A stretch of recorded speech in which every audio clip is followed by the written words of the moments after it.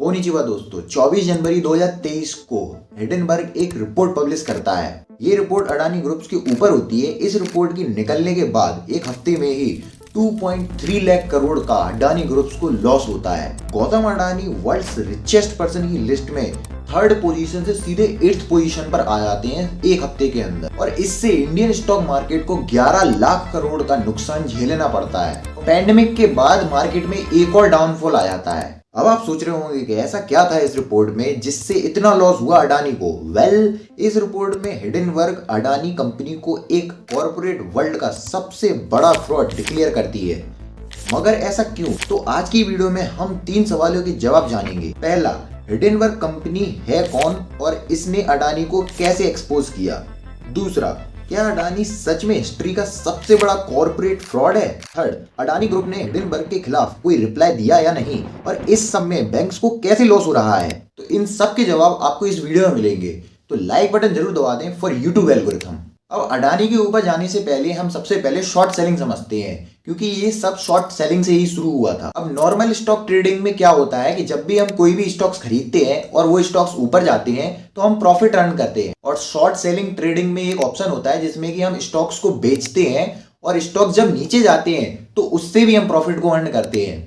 अब Hindenburg company का भी काम यही होता है, वो वीक और फ्रॉड कंपनीज की रिसर्च करती है, और जब पूरी रिसर्च हो जाती है तब वो रिपोर्ट पब्लिश करके सबके सामने कंपनीज के फ्रॉड बाहर लाती है, इन कंपनीज के खिलाफ एक्शन भी लेती है, और ये कंपनी शॉर्ट सेलिंग करके कंपनीज के स्टॉक्स को गिरा देती है इन रिपोर्ट्स को ज्यादा से ज्यादा लोगों तक पहुंचाने के लिए। आपको ये जानकर शॉक लगेगा कि शॉर्ट सेलिंग ज्यादातर कंट्रीज में लीगल है, और ये सब मैं आपको इसीलिए बता रहा हूं क्योंकि हिडेनबर्ग ने कोई ईमानदारी का काम नहीं किया अडानी को एक्सपोज करके, बल्कि वो इससे शॉर्ट सेलिंग करके प्रॉफिट कमा रहे हैं। पहले भी बहुत सी चाइना और अमेरिका की कंपनीज को एक्सपोज करके ऐसे शॉर्ट सेलिंग करके हिडेनबर्ग ने प्रॉफिट जनरेट किया है। और ऐसा ही 24 जनवरी की रिपोर्ट में हिडेनबर्ग ने बताया कि अडानी ग्रुप्स में बहुत सारे इश्यूज हैं, अकाउंटिंग फ्रॉड्स हैं, और उसके शेयर्स हाईली इन्फ्लेटेड भी हैं, और प्रॉफिट के साथ साथ उसने कुछ बहुत सारी सीक्रेट्स ही बताया अडानी ग्रुप्स के बारे में। और ये रिसर्च हिडेनबर्ग पिछले 2 साल से कर रहा है अडानी ग्रुप्स के ऊपर। जब मैं ये वीडियो बना रहा था तो मैंने देखा कि हमारी 60% से ऊपर लोगों ने तो इस चैनल को सब्सक्राइब किया ही नहीं है इस चैनल को। तो प्लीज आप इस चैनल को सब्सक्राइब कर लीजिए, जिससे कि हम और तेजी से ऐसे ही टॉपिक्स के ऊपर वीडियोस ला पाएं। अब हम अपने टॉपिक के ऊपर वापस चलते हैं। पहला एलिगेशन हिडेनबर्ग ने अडानी ग्रुप्स के ऊपर लगाया कि 7 लिस्टेड कंपनीज में पिछले 3 सालों में $100 बिलियन की राइज पकड़ा है। इन 7 कंपनीज ने पिछले 3 साल में 820% का राइज किया है, और आज तक इतना ज्यादा राइज इतने कम समय में किसी भी कंपनी में नहीं देखा गया है। और दूसरा एलिगेशन लगाया है कि अडानी ग्रुप्स में 22 की मेंबर्स हैं, जिसमें से 8 अडानी के फैमिली मेंबर्स हैं। प्रॉब्लम इससे नहीं है कि ये उनकी फैमिली मेंबर्स हैं, प्रॉब्लम ये है कि जब फैमिली स्टॉक्स को होल्ड कर रही है तो फिर स्टॉक्स को फाइंडिंग में डिक्लेयर क्यों नहीं किया जा रहा है। तीसरा एलिगेशन लगाया है कि अडानी ने फॉरेन कंट्रीज में फेक कंपनीज बनाकर अपनी ही कंपनीज में इन्वेस्टमेंट करके उधर से इंपोर्ट और एक्सपोर्ट ड्यूटीज के फर्जी बिल बनाए जा रहे हैं। फोर्थ एलिगेशन ये लगाया है कि 2004 और 2005 में गौतम अडानी के भाई राजेश अडानी को DRI director of revenue intelligence ने डायमंड ट्रेडिंग के फ्रॉड में पकड़ा था, और इसके चक्कर में वो 2 बार जेल भी जा चुके हैं, और इसके बाद भी राजेश अडानी को अडानी ग्रुप्स का MD बना दिया गया। फिफ्थ, 2007 में सेबी ने ये एलिगेशंस लगाए थे अडानी ग्रुप्स के ऊपर कि गौतम अडानी और केतन पारेख ने मिलकर स्टॉक्स मैनिपुलेट करके अपने स्टॉक्स की वैल्यू को बढ़ाया है। सिक्स्थ एलिगेशन लगाया है अडानी ग्रुप्स के ऊपर कि वो डेब्ट फ्यूल्ड ग्रोथ कर रहे हैं। अब इसका मतलब सिंपल है, पहले लोन्स लेकर अपनी कंपनी को बनाया, फिर से लोन्स लेकर उनकी स्टॉक्स की वैल्यू को बढ़ाया, और जब जो स्टॉक्स की वैल्यू बढ़ चुकी थी और फिर से लोन्स लेकर उन कंपनीज को और ग्रोथ पकड़ा रहे हैं। और इसमें हिडेनबर्ग ने बताया कि इसमें सबसे ज्यादा प्रॉब्लम ये होती है कि किसी भी कंपनी जब ज्यादा से ज्यादा इतना लोन लेती है अपनी कंपनी को बढ़ाने के लिए, तो इसमें एसेट्स कंपनी के पास उतने होते हैं, उससे डबल में उस कंपनी के पास डेब्ट होता है, मतलब कि वो लोन उठा लेता है उससे ज्यादा, और ये लोन्स कभी फिर चुका ही नहीं पाते हैं, जिससे कि कंपनी को एट द एंड लॉस होता है, और जिसने इस कंपनी में पैसे लगाए होते हैं वो सबसे ज्यादा लॉस झेलते हैं। अब आप सोचेंगे इतना लोन्स दे कौन रहा है। सबसे पहले तो अडानी ग्रुप्स के पास 40% लोन्स इंडियन बैंक्स ने दिए हैं और 60% लोन्स फॉरेन बैंक्स ने दिए हैं। तो अगर अडानी ग्रुप्स गिरता है तो इससे ना सिर्फ इंडिया को प्रॉब्लम होगी, ना इंडिया की इकोनॉमी गिरेगी, बल्कि इससे पूरे वर्ल्ड में सबसे ज्यादा इकोनॉमिक क्राइसिस आ सकते हैं। तो इससे पूरे वर्ल्ड के बैंक्स को इफेक्ट पड़ेगा। इससे पूरे वर्ल्ड में रिसेशन जो आने वाला था उसको एक बूम मिलेगा और वो बहुत बड़ा रिसेशन हो सकता है। अब आप सोचेंगे स्टॉक मैनिपुलेशन होती कैसे? मैं आपको बताता हूँ सिंपल तरीके से स्टॉक मैनिपुलेशन होती कैसे है। जैसे कि मैंने आपको बिटकॉइन वाली वीडियो में बताया था, FTX वाली वीडियो में और ट्विटर वाली वीडियो में बताया था कि जो भी उस कंपनी का बड़ा शेयर होल्डर होता है वो सबसे पहले करता क्या है, सबसे ज्यादा स्टॉक्स अपने पास रखता है, जिससे कि उसके पास वो पावर रहे कि वो अपने स्टॉक्स में ज्यादा से ज्यादा वैल्यू बढ़ाए, जिससे कि उस कंपनी की ग्रोथ पकड़ी जा सके। मैं सबसे बढ़िया एक एग्जांपल बताता हूं आपको। अडानी ग्रुप्स के पास 100% जैसे कि स्टॉक्स हैं, तो उसमें से 73% स्टॉक्स तो अडानी ग्रुप्स के पास ही हैं।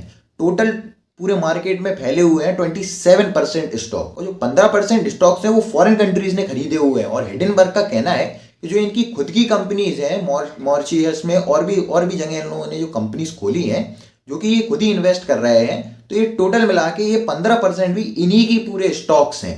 तो मार्केट में बचे कुछ कितने 10 से 12% स्टॉक्स बचे हुए हैं। अब इसमें भी जो बड़े इन्वेस्टर्स हैं जैसे LIC, SBI और बड़े बड़े इन्वेस्टर, वो ज्यादा से ज्यादा अपना पार्ट ले जाते हैं। तो बचता कितना है, 4 से 5% हम लोगों के बीच में ये स्टॉक्स बचते हैं। और इसीलिए अडानी को मास्टरमाइंड माना जाता है, क्योंकि सबसे ज्यादा स्टॉक्स उनके ही पास हैं। तो अगर जो बचे कुछ 4-5% अगर स्टॉक बिक भी जाते हैं तो उससे अडानी ग्रुप्स को कोई ज्यादा लॉस झेलना नहीं पड़ता है। लॉस होता है बट उससे उनकी कंपनी एकदम से क्रैश नहीं हो जाएगी, और इतना लॉस तो अडानी ग्रुप झेल ही लेगा। बट इसका मतलब ये नहीं है कि ये स्कैम नहीं हो सकता है, क्योंकि यार सबसे ज्यादा दिमाग तो खराब यही होता है कि LIC और अडानी के बीच में ये अंडरग्राउंड नोकिया वाला क्या रिलेशन है। सितंबर 2020 से LIC ने अडानी ग्रुप्स के ऊपर 7,500 करोड़ से 72,000 करोड़ रुपए इन्वेस्ट किए हैं। अब ये डायरेक्टली पैसा तो LIC का है नहीं।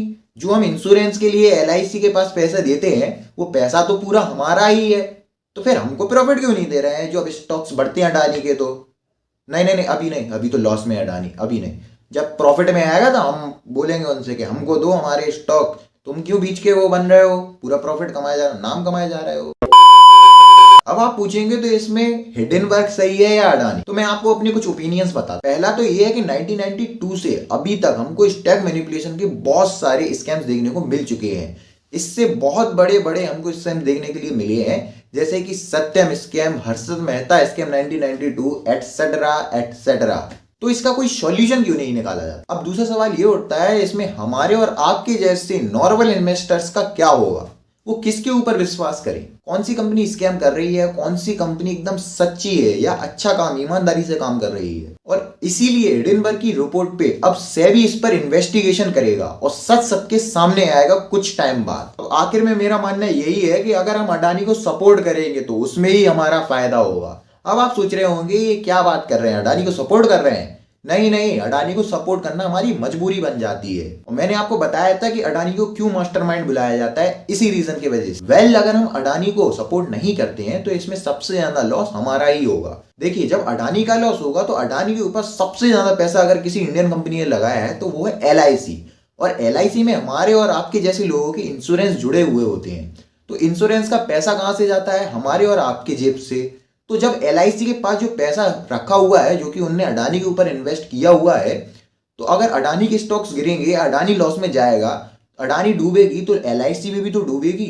और जब LIC डूब जाएगी तो हमारे और आपके इंश्योरेंस का क्या होगा? ये तो वही स्कीम हो गई, जिंदगी के बाद भी और जिंदगी के साथ भी हमारी कोई गारंटी ही नहीं है कहीं पर भी। मैं ऐसा इसीलिए बोल रहा हूँ क्योंकि LIC एक इंश्योरेंस कंपनी है, और इंश्योरेंस वो कैसे बनाते हैं? वो हमारे आपके जैसे लोगों से पैसे लेकर, और वही पैसा वो लगाते हैं अडानी जैसी कंपनीज में।